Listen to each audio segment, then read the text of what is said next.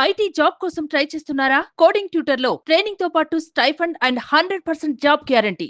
అంబేద్కర్ గారి యొక్క రాజ్యాంగానికి వ్యతిరేకంగా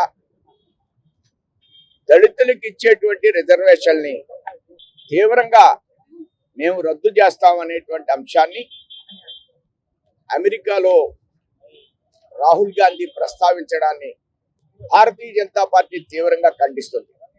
దేశం అభివృద్ధి చెందాలంటే అన్ని వర్గాలు అభివృద్ధి చెందితేనే దేశం అభివృద్ధి చెందినట్టు.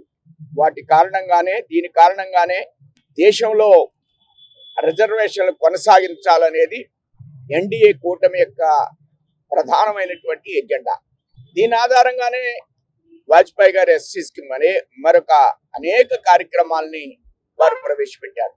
ఈవేళ రాహుల్ గాంధీ గారు బరి తెగించి ఎస్సీల్ని సమాజానికి దూరం చేయాలని మాట్లాడే వైఖరి ఏదైతే ఉందో, చట్టపరమైనటువంటి చర్యల్ని అవసరమైతే వారి మీద తీసుకునేటువంటి ఆలోచనని న్యాయ కోవిదులు చట్టాన్ని న్యాయ వ్యవస్థని కాపాడుతున్నటువంటి పెద్దలందరూ కూడా దీని మీద రాహుల్ గాంధీ మీద ఏ విధమైన చర్య తీసుకోవడానికి అవకాశం ఉందో ప్రభుత్వానికి, ఎన్డీఏ ప్రభుత్వానికి ఒక కన్స్ట్రక్టివ్ అయినటువంటి సలహాలు ఇవ్వాలని నేను జాతీయ కార్యవర్గ సభ్యుడిగా నేను కోరుకుంటున్నాను.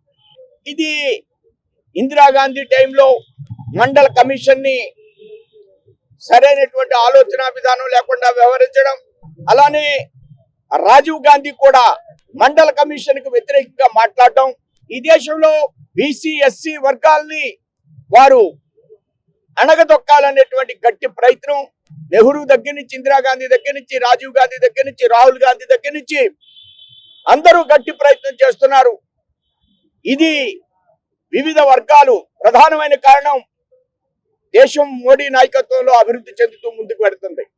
దీన్ని నిరోధించాలి, అమెరికాకు కొమ్ము కొయ్యాలి, అగ్ర రాజ్యాలకు కొమ్ము కాయాలి అనే ఒక కుటిల రాజకీయ ఆలోచనతో ఈవేళ విదేశీ ఏజెంట్ గా రాహుల్ గాంధీ మారిపోయాడనేటువంటి అంశాన్ని స్పష్టంగా ప్రజల్లోకి, అన్ని వర్గాల్లోకి తీసుకెళ్లేటువంటి కార్యక్రమం, ఇలాంటి అనేకమైన కార్యక్రమాలని ప్రజల్లోకి భారతీయ జనతా పార్టీ ఎన్డీఏ తీసుకువెళ్తుందని మీ ద్వారా తెలియజేస్తూ